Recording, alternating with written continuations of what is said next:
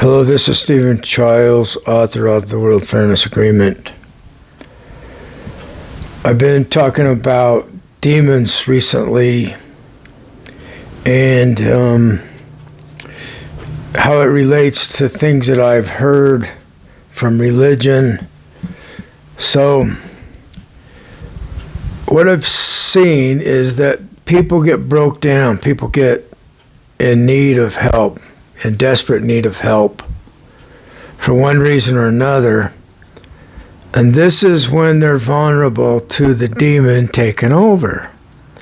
And people will call it God or Jesus or Allah or whatever. And it's actually demonic. So,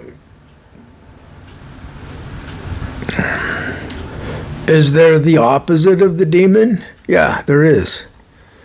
And it's there when you don't surrender to the demon. When you don't surrender to the group think, the group psychosis even, the actual God that's just actually the truth, people that serve the truth are the actual God. Actual truth is the God. So it sounds funny, but if we did indeed originate from a universe that had no intelligence in the first place, and then we evolved with biological evolution, then this is what God is. God is the way things actually are right now, and they've always been this way. They always will be this way. That is the actual truth, whatever it is. That's what God is. So, demons want to control people. They want to get the whole world under their thumb. They want to control the whole world. They're like humans that want to form a group and take over with Marxism or Christianity or Islamism, etc.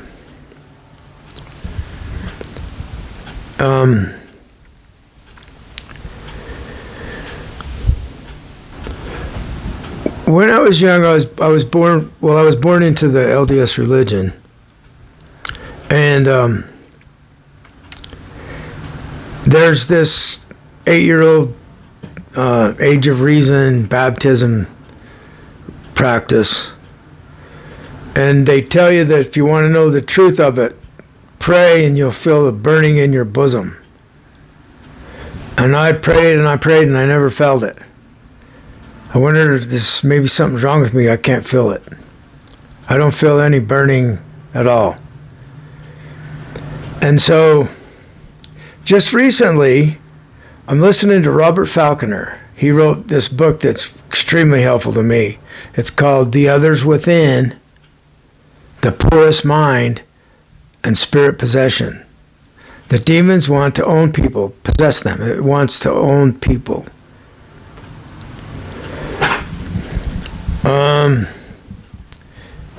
They want you surrendering to their group.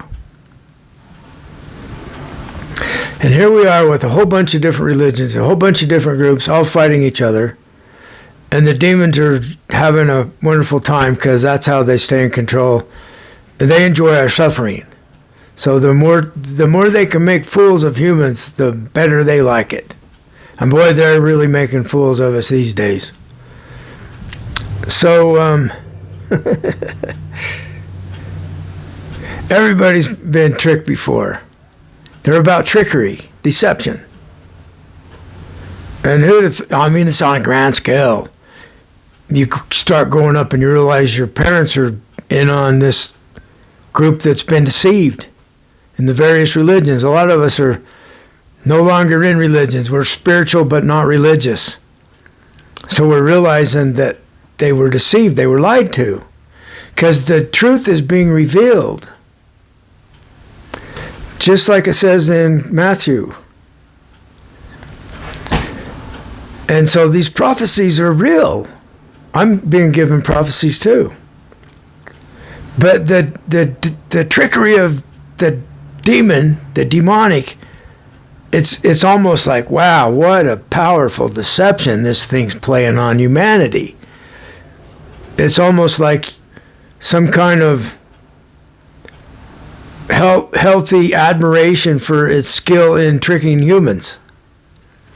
Imagine that it's really not trying to harm anybody.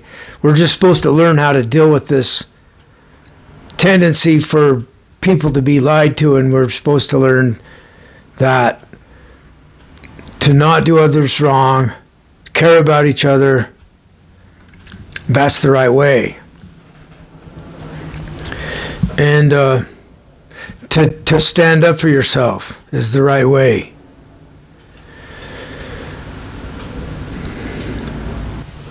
So Robert Falconer, the guy that wrote the book about the spirit possession, he learned it from a psychological system called internal family systems.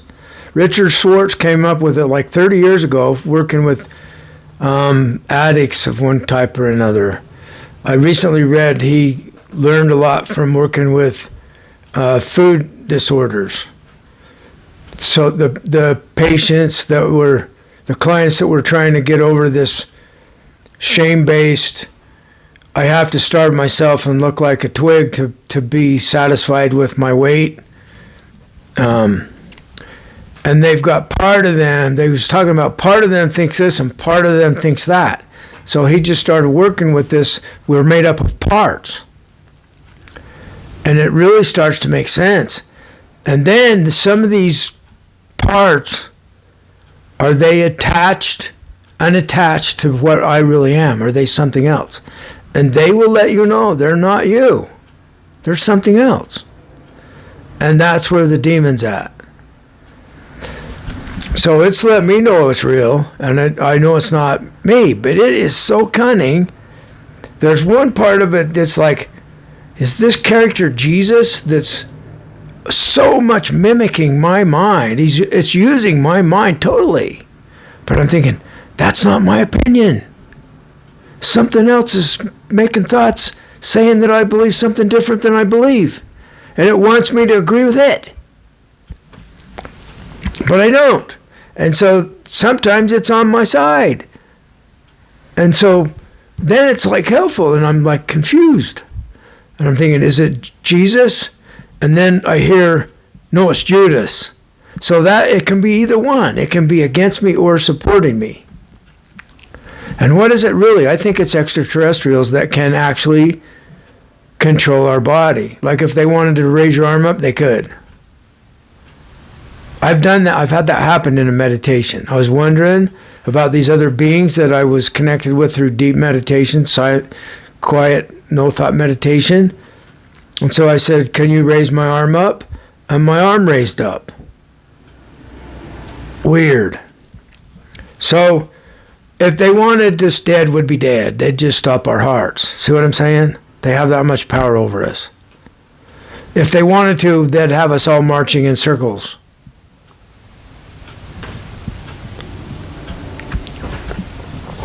So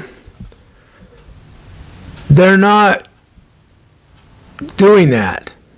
Instead, we're getting inspiration, we're getting support. People are practicing spiritual practices to become better people and to connect and to find God and to learn what we really are as humans and to achieve a happy lifetime and to become free of our difficulties.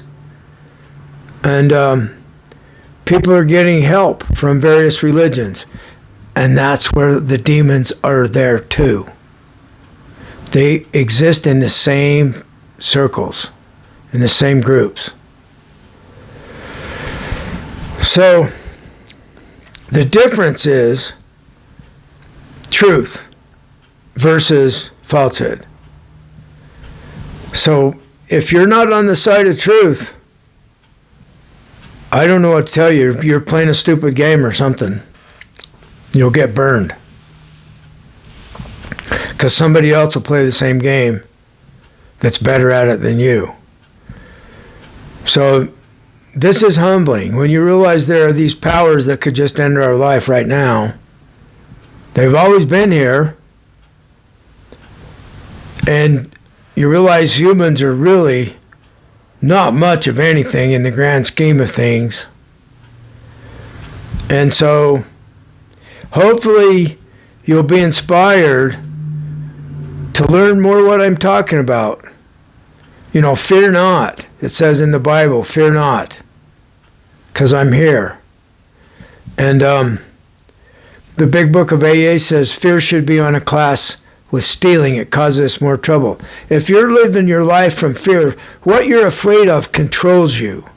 And that's what the demon does. It has people afraid of it, and they don't dare confront it. They don't dare defy it. And they're under the control of the demons. And they think it's Jesus and his people. And they go to church every Sunday. Or they go to the mosque and they pray 5 times a day. And it's demons that have control of their religion.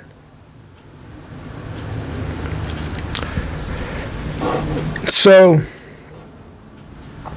you find this in every walk of life, everywhere you go, at your place of employment. Demons run the corporations almost every time. It's almost a cinch that demons have control of corporations. So it's prophesied that we're at a time when things are revealed, where evil is defeated. We do it ourselves. God doesn't do it for us. We learn how to defeat it ourselves. And it's like, I really admired Robert Bly. I heard him years ago.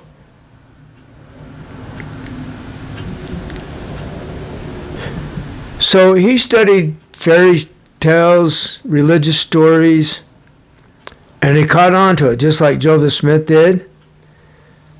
Joseph Smith says, I hope you get caught up by this mythology stuff. I hope it takes control. Not control, but it makes me wonder, was he on the side of the demon? I think maybe he was. But then I don't think so. It's kind of like in Zen Buddhism, Shunryu Suzuki says, if you get caught by Buddhism, it might be good for me, but it's not going to be good for you. This is not about getting captured by something. It's by learning about it. It's about learning about that which will capture and enslave your mind. If you're afraid of it, it's already got you halfway captured because you're afraid. So you got to get past your fear. You get to the place where it doesn't matter to you. It doesn't matter if you live or die. It doesn't matter how much pain you go through. As all you know is you're going to get free of this thing that's causing you to suffer. And that's where you need to get to. And if you can do it before you get that desperate, all the better. It's kind of both. For me, I was inspired to defeat the demonic years ago from listening to Robert Bly and Joseph Campbell and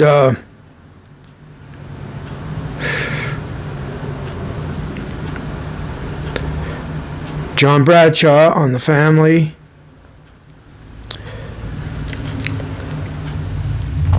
And then there's times when it's really difficult going, tough going. And so that's when I got to the place where I don't care what happens. To me or anyone else, the demon is going to lose. Thank you.